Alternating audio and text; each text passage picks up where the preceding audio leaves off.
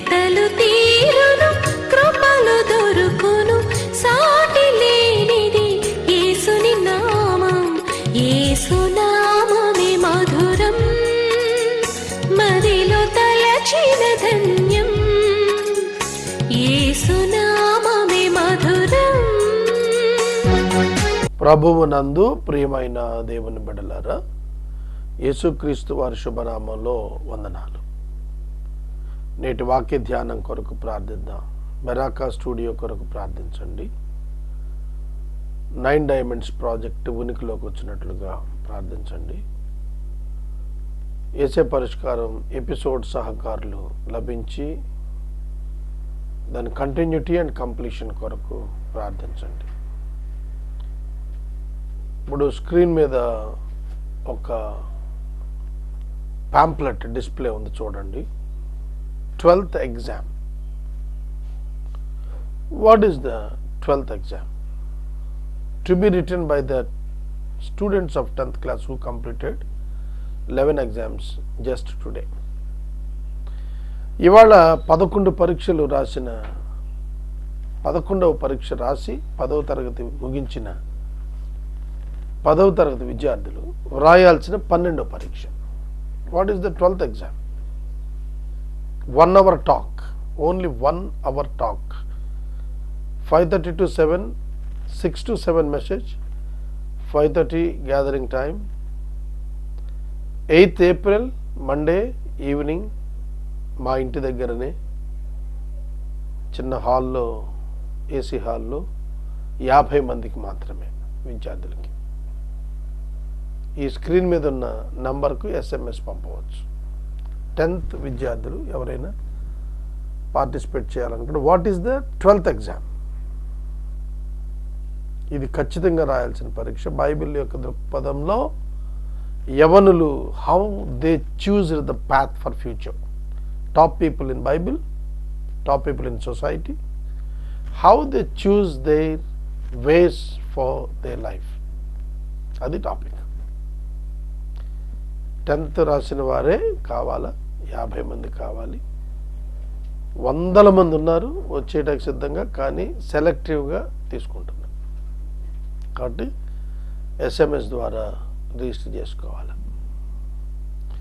ఇవాళనే స్కూల్స్ అన్నిటి దగ్గర పరీక్ష అనంతరం చాలా స్కూల్స్ దగ్గర ఏలూరు సిటీలో పాంప్లెట్లు పంచాం. ప్రార్థన చేసుకుందాం. మమ్మలను మిక్కిలిగా ప్రేమిస్తున్న మా ప్రియ తండ్రి, మీకు వందనాలు, స్తోత్రాలు.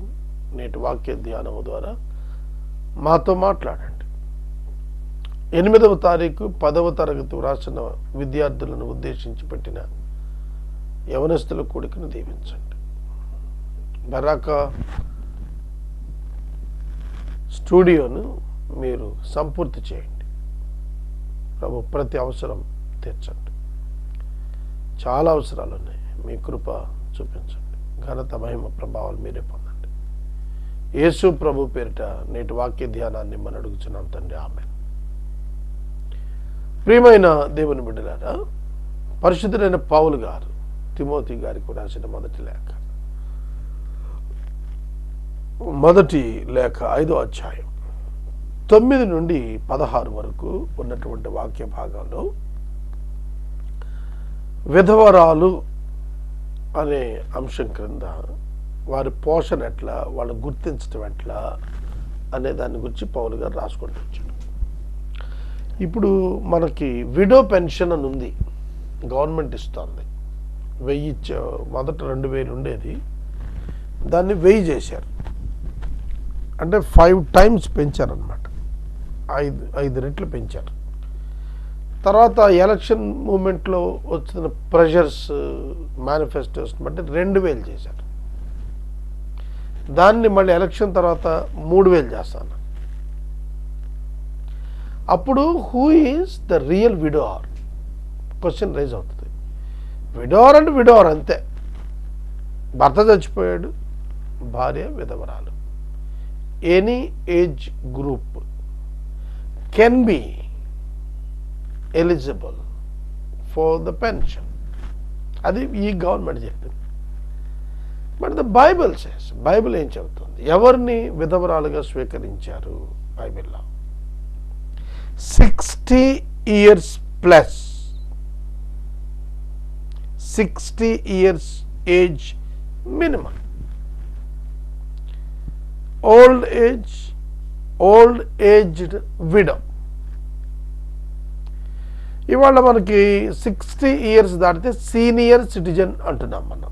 సెంట్రల్ గవర్నమెంట్లో, స్టేట్ గవర్నమెంట్లో చాలా రాయితీలు ఉన్నాయి, వాళ్ళకి ప్రొవిజన్స్ చాలా ఉన్నాయి. అలాగే 80+ ఉన్నవాళ్ళు, 80 పైగా ఉన్న వాళ్ళకి ఇంకా కొన్ని రాయితీలు ఉన్నాయి. కనుక ఎందుకు పౌలు ఇలా చెబుతున్నాడంటే, విడో అంటే భర్త చచ్చిపోతే కాదు. ఆయన చెప్తుంది ఏంటంటే, కేవలం భర్త చచ్చిపోతే డిపెండెంట్గా ఉండక్కర్లేదు ఆవిడ. తర్వాత ఇంకా కొన్ని విషయాలు చెప్తాను నేనండి. భర్త చనిపోయాడు, నీకు యువర్ యంగ్ స్టిల్, అటువంటప్పుడు go for second marriage, go for another marriage. ఒకసారి భర్త చచ్చిపోయిన తర్వాత జీవితకాలం వెళ్ళ బోడిగుండు కొట్టుకొని, తెల్ల చీర కట్టుకొని, ఎవరికి మొహం చూపించుకోకుండా ఒక మూల వెళ్ళి కూర్చో. అది ఇండియన్ కల్చర్లో జరిగింది. ఇప్పుడు దేవుని దేవ లేదు, దేవుని స్తోత్రం. భార్య భర్త చనిపోయిన తర్వాత తెల్ల చీరే కట్టాలా, రంగు చీర కట్టకూడదు అనే ఇంకా సనాతన పద్ధతులు ఇంకా కొనసాగుతూ వాళ్ళని బాధ పెడుతున్నాయి. కానీ ఇప్పుడు ఇండియా చాలా డెవలప్ అయింది. ఈ పిచ్చి భావాలన్నీ పోయాయి. ఇట్లాగే ఉండాలా, గుండు చేసుకోవాలా, శిరోమండనం, జుట్టు పెరుగుతూ ఉంటుంది కదా, మళ్ళీ ఎప్పటికప్పుడే గుండు చేసేయాలా. ఏమిటి దాని అర్థం? దానిలో ఎవడు పెట్టాడో కానండి పద్ధతులు. స్త్రీని శిరోమండనం చేయటం ద్వారా అట్రాక్షన్ ఆ ఫేస్లో కనపడదు కాబట్టి ఆవిడకి ఏ విధమైనటువంటి ప్రెషర్స్, టెంప్టేషన్స్ ఉండవని. ఇవాళ ఒక పరిస్థితి కోసం ఇంకో పరిస్థితిని అడాప్ట్ చేసి హీనత్వం వైపు నడిపించింది జాతిని కల్చర్. అందుకని ఈ కల్చరు కరెక్ట్ కల్చర్ కాదు ఇక్కడ. అందుకనే ఇవాళకి కూడా దాస్యం బాగలేదు ఇండియాలో. మనకు దాసుల మైండ్ ఉంటుంది. ఈజిప్టులో ఏ విధంగా ఇజ్రాయేల్కి దాసుల మైండ్ ఉందో, ఇండియాలో అట్లా దాసుల మైండ్ ఉంటుంది. ఇవాళకి ఓటు 500కి 1000 రూపాయలకి అమ్ముకుంటున్నారు. ఎక్కడ ఏడవాలో అక్కడ నవ్వుతున్నారు, ఎక్కడ నవ్వాలో అక్కడ ఏడుస్తున్నారు. అది bad scenario. Bible gives the light. అజ్ఞానం నుండి జ్ఞానానికి నడుపుద్ది. ఠాగూర్ గారు ఏడుస్తూ దేవునికి ప్రార్థన చేసిన ప్రార్థన నెరవేర్పు బైబిల్ ద్వారా సాధ్యం. బైబిల్ ద్వారా సాధ్యం. మారు మనసు ద్వారా సాధ్యం. రక్షణ ద్వారా సాధ్యం. ఇంక దేని ద్వారా సాధ్యం కాదు. 60 సంవత్సరాలు పైబడి ఉన్నవారు, భర్త చనిపోయినటువంటి వారు, డిపెండెంట్గా ఉన్నవారు, వారిని గురించి రాస్తున్నాడు. వాళ్ళని లెక్కెట్టండి. అలాగా ఆవిడ కూడా ఒకే పురుషునికి భార్య అయినదై ఉండాలి. ఒకే పురుషునికి భార్య అయిన దానినే లెక్కట్టమన్నాడు. రెండవది, సత్క్రియలతో పేరు పొందిన విధవరాలు పిల్లలు పెంచి, పరదేశులకు ఆతిథ్యం ఇచ్చి, పరిశుద్ధుల పాదాలు కడిగి, శ్రమపడలకు సహాయం చేసి, ప్రతి సత్కార్యమునకు పూనుకొనినది అయితే మాత్రమే ఆమెను విధవరాండ్ర లెక్కల్లో చేర్చవచ్చును. Let a widow be enrolled if she is not less than 60 years age, having been the wife of one husband and having a reputation for good works, if she has brought up children, has shown hospitality, was washed the feet of the saints, has cared for the afflicted, and has devoted herself to every good work. ప్రతి మంచి కార్యానికి ఒడిగట్టినటువంటి ఆవిడ, పిల్లలు బాగా పెంచినటువంటి ఆవిడ, శ్రమపడింది, కష్టపడి సహాయం చేసి, పరిశుద్ధుల యొక్క పాదాలు కడిగి, very very very good conduct. చక్కటి మంచి ప్రమాణపు జీవితం కలిగినటువంటి ఒకే పురుషునికి భార్యగా ఉండి సంతానాన్ని అంతా డెవలప్ చేసుకొని బంధువులందరినీ కూడా చూసుకొని అప్పుడు ఆవిడ విధవరాళ్ళలో చేర్చండి అని అన్నాడు. జస్ట్ మా భర్త చనిపోయాడు కాబట్టి విధవరాలను అన్నికండి అని చెబుతున్నాడు. యవనస్తులైన విధవరాలను లెక్కలో చేర్చద్దు, but refuse to enroll younger widows, for when their passions draw them away from Christ, they desire to marry. యవన విధవరాండ్రు వారు వివాహం చేసుకోవాలి, వాళ్ళని విధవరాళ్ళ లెక్కలో చేర్చద్దు, వాళ్ళు తప్పక వివాహం చేసుకోవాలి. అది పౌలు గారు చెప్పింది. ఎందుకంటే వారి యొక్క యవన కాలపు ఇచ్చలను బట్టి దేవునికి అవమానం రాకుండా, వారి యవన కాలపు యొక్క ఇచ్చను బట్టి ఆ శరీరాన్ని అపవిత్రపరచుకోకుండా ఉండటానికి they need to remarry again. They mad to remarry, they have to remarry. వాళ్ళు తిరిగి పెళ్లి చేసుకోమంటారు. మరియు వారి ఇంటింటా తిరుగుచు బద్ధకరాండ్రైపోతారు. అసలు ఈ బద్ధకస్తులు అవటం అనేది ఎప్పుడు స్టార్ట్ అవుతుందో తెలుసా? అపాత్ర దానాలను బట్టి అవుతుంది.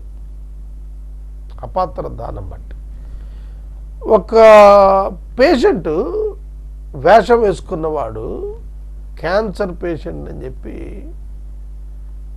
ఒక వ్యక్తి ఒక జాలి హృదయం కలిగిన మోసం చేస్తూ ఉంటాడు. ఎంతకాలం? వేషం చేత జాలి గల హృదయాన్ని దోచుకోవటమే భిక్షాటనలో ఉన్న అధర్మం. నేను విజయవాడలో ఉండేవాడిని 1993-95 విజయవాడలో ఉండేవాడిని. ఒకసారి రైల్వే స్టేషన్కి వెళ్ళాను. ఒక ముసలి ఆవిడ పొట్ట దగ్గర ఒక బ్యాండేజ్ వేసుకుని రక్తంతో తడిస్తుంది. ఆ బ్యాండేజ్ వేసుకొని అడుక్కోటానికి వచ్చింది. ఆ రోజుల్లో 10 రూపాయల నోట్ అంటే చాలా ఎక్కువ, equal to today's 100 rupees note. నేను ఆ 10 రూపాయలు ఆవిడకి ఇచ్చాను. అవ్వా జాగ్రత్త అని. మళ్ళీ ఒక 15 డేస్ 20 డేస్ తర్వాత నేను మళ్ళీ రైల్వే స్టేషన్కి వెళ్ళాను. మళ్ళీ ఆవిడ అదే దాంతో వచ్చారు. ఫ్రెష్ బ్లీడ్ అయ్యి ఉంది ఆ రోజు కూడా. ఆ కాటన్ క్లాత్ మీద, బ్యాండేజ్ మీద ఫ్రెష్ బ్లీడింగే ఉంది. నేను ఆవిడ అడిగాను, అమ్మా నువ్వు పోయిన నెలలో ఇట్లానే వచ్చావు, మళ్ళీ ఇప్పుడే వచ్చావు, ఏమిటిది అని చెప్పి ముసలిదాన్ని గట్టి పట్టుకున్నాను. బయట రా అని చెప్పి లాక్కొచ్చు. దండం పెట్టింది. అయ్యా నన్ను వదిలేయ్యా, పెద్దదాన్ని మోసం చేసి అడుక్కుంటున్నాను. నేను జాలితో 10 రూపాయలు ఇచ్చాను. అప్పుడు నేను ఆవిడ గుర్తుపట్టాను. గుర్తుపట్టడం ఎన్ని వందల మంది ప్యాసింజర్స్ ఎక్కుతూ ఉంటారు, వెళ్ళిపోతూ ఉంటారు. ఆవిడ అలా ఉంటుందని ఆర్పిఎఫ్ పోలీసు వాళ్ళకి తెలుసు. నేను ఆర్పిఎఫ్ పోలీస్ దగ్గర తీసుకెళ్ళి, నాకు 2 మిత్రులు ఉండేవాడు, సింహాచలం శ్రీనివాస్ అని ఆర్పిఎఫ్ ఫ్రెండ్స్ ఉండేవాడు, రైల్వే ప్రొటెక్షన్ ఫోర్స్ పోలీసు వాళ్ళు. వాళ్ళ దగ్గర తీసుకెళ్ళా. బాయ్ ఇదిగోండ్రా ఈవిడ ఇట్లా చేస్తుందంటే నవ్వి, ఎప్పుడేంటన్నా 5 ఏళ్ళ నుంచి ఇక్కడే ఉంది ఆవిడ, ముసలావిడ, ఎంత చెప్పినా పోదు ఇంకంతే. ఏమిటా అని చూస్తే మామిడికాయ పచ్చడి మీద నూనె ఆ బ్యాండేజ్ మీద వేసుకొని వచ్చింది, బ్లడ్లా చూపించడానికి. డిసీట్ఫుల్ ప్రాక్టీసెస్, జాలి దయ కలిగిన వాళ్ళు మోసం చేసి బతకటం, మంచితనాన్ని చీట్ చేయటం అన్నమాట. ఇది దారుణం కాదు. బద్ధకం వచ్చేస్తుంది, అక్కడే బద్ధకం వచ్చేస్తుంది. పవన్ కళ్యాణ్ గారు వస్తే 5,000 ఇచ్చేస్తారు విధవరాలకి. 5,000 ఇచ్చేస్తారు. నాకేం కడుపు నొప్పి లేదు వాళ్ళకి 5,000 ఇస్తే.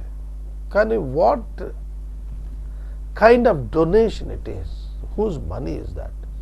Why you are giving to that person the same amount? బద్ధకం.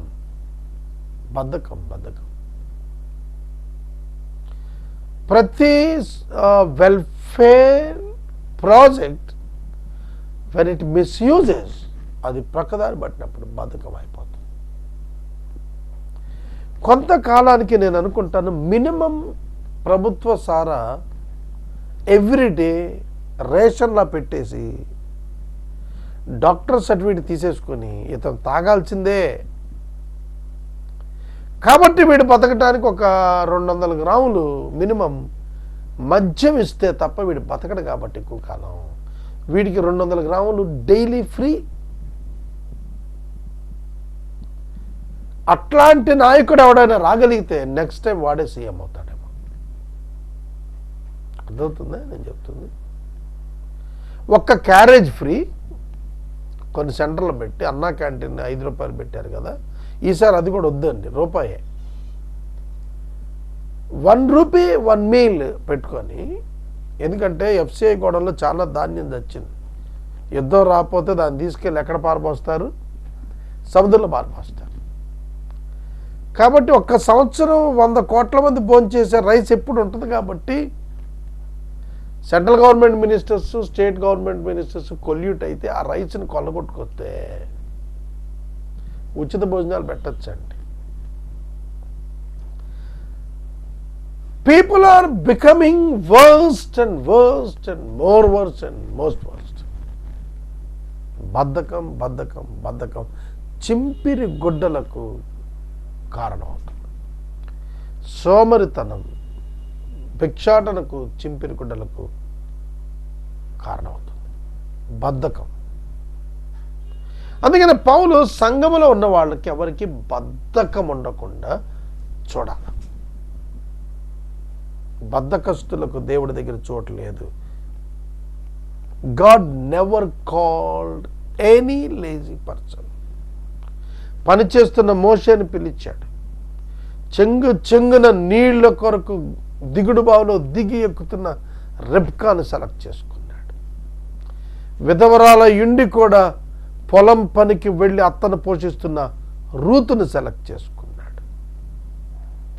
యేసుక్రీస్తు కూడా పనిచేశాడు. యోహాను సువార్త 5వ అధ్యాయంలో చెప్తాడు, నా తండ్రి ఇదివరకు పనిచేస్తున్నాడు, నేను పనిచేస్తాను, ఇప్పటికీ నేను పనిచేస్తున్నాను అన్నాడు.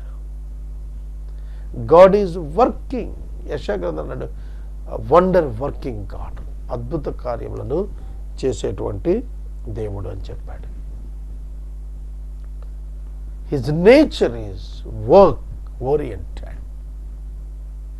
సృష్టిని ఆయన చేశాడు, నిర్మించాడు. God worked. God has worked. దేవుడు పనిచేశాడు. పనిచేసేవాళ్ళు అంటే ఇష్టం, బద్దకస్తులంటే కాదు. వయసు తక్కువ, ఆరోగ్యం తక్కువ, అవకాశాలు లేవా? Why should a church support him?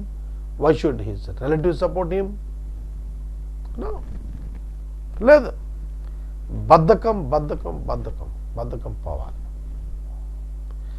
సేవకుల్లో కూడా బద్ధకం పోవాలి, లేకపోతే పనికిరాడు. ఆడరాని మాటలాడుచు వదరబోతులు పరుల జోలికి పోవచ్చు, వదరబోతుల్లా మాట్లాడుతూ ఆడరాని మాట్లాడుతా ఏంటంట తిరుగుతా, పెళ్లి చేసుకోవటానికి ఇష్టపడతా, టెంప్టింగ్ అదర్స్.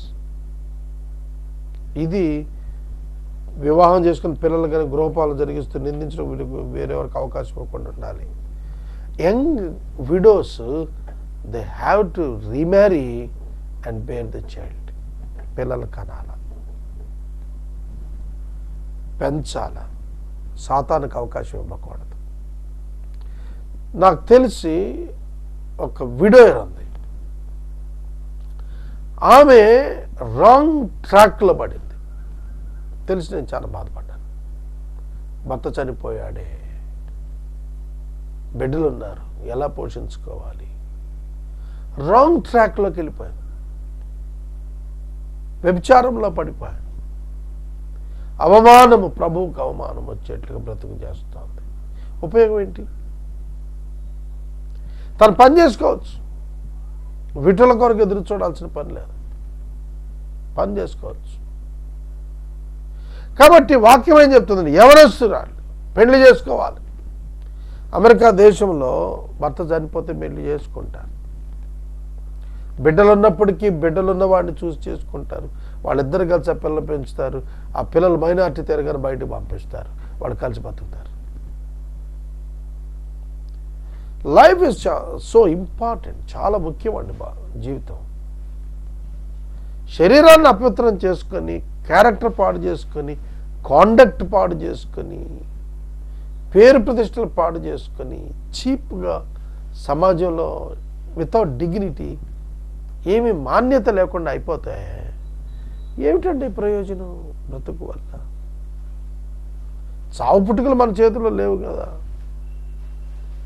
ఇస్తాడు దేవుడు, భర్తనిచ్చాడు, భర్తను తీసుకుంటే దేవుడు ఇంకొకరు ఇస్తాడు.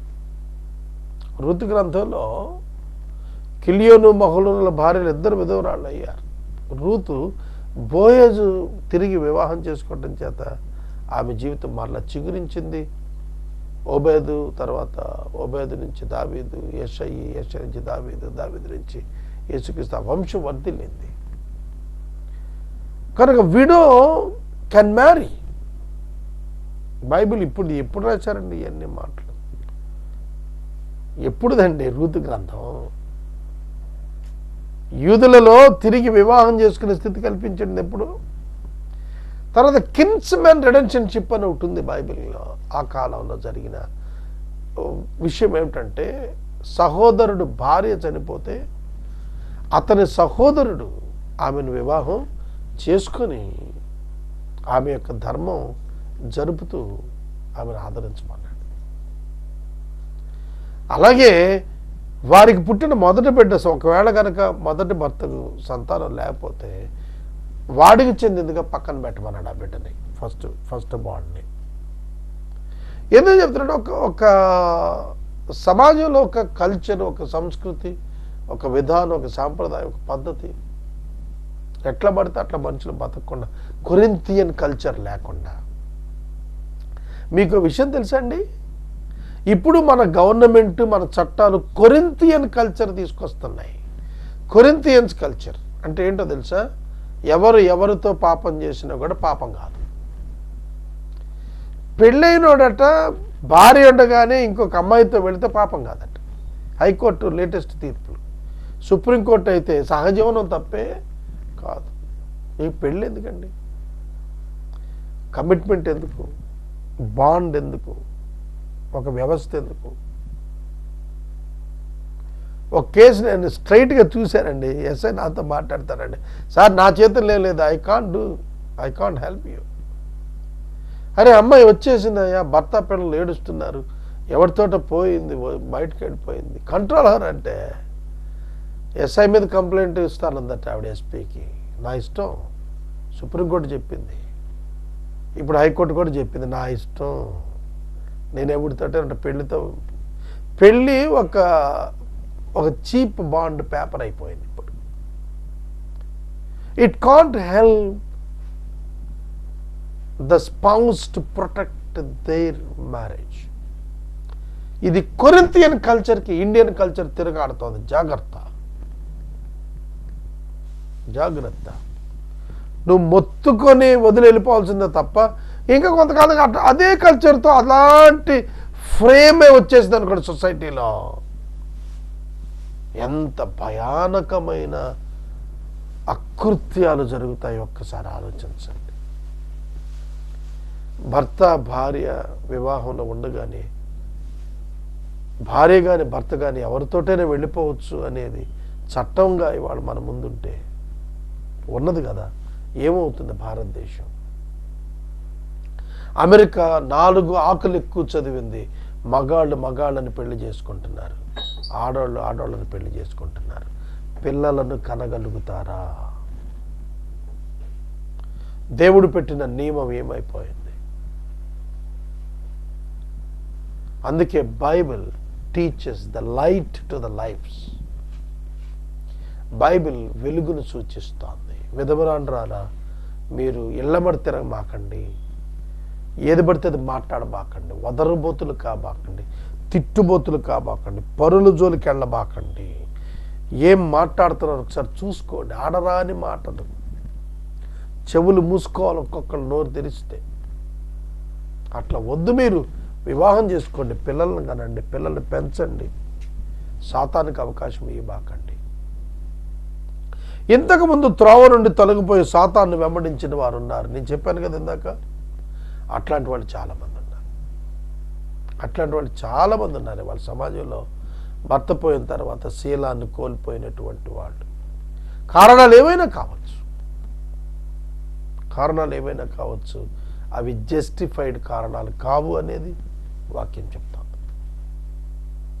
ఇలాగే బ్రతకాలి, భర్త చచ్చిపోయింది, తప్పులు చేసే బతకాలని ఎక్కడ లేదే.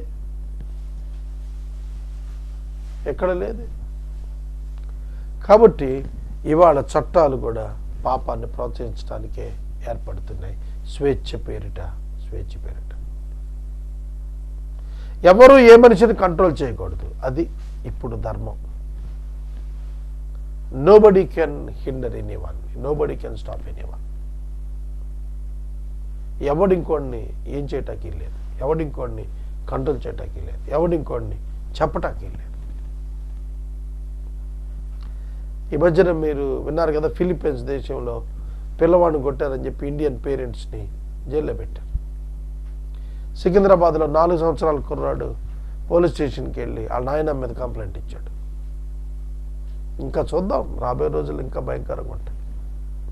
టీచర్స్, మన టీచర్ చెప్తున్నాడు, మేము ఎవరిని ఏమనకూడదండి, బెత్తం స్కూల్లో కనపడకూడదు, బెత్తంతో కొడితే జైలు శిక్ష పడిపోతుంది సార్. మాకు చాలామంది ఉపాధ్యాయులు చాలా ప్రాబ్లం ఫేస్ చేశారు ఈ ఇష్యూస్లో. పౌలు ఆ రోజులో సంఘానికి క్రమాన్ని నేర్పించాడు. ఇట్లాంటివి పర్వర్షన్స్ సొసైటీలో ఉంటాయని ఒక సిస్టమ్, ఒక వ్యవస్థ, ఒక పద్ధతి, ఒక బోధ, ఒక నియమం ఏర్పాటు చేశారు.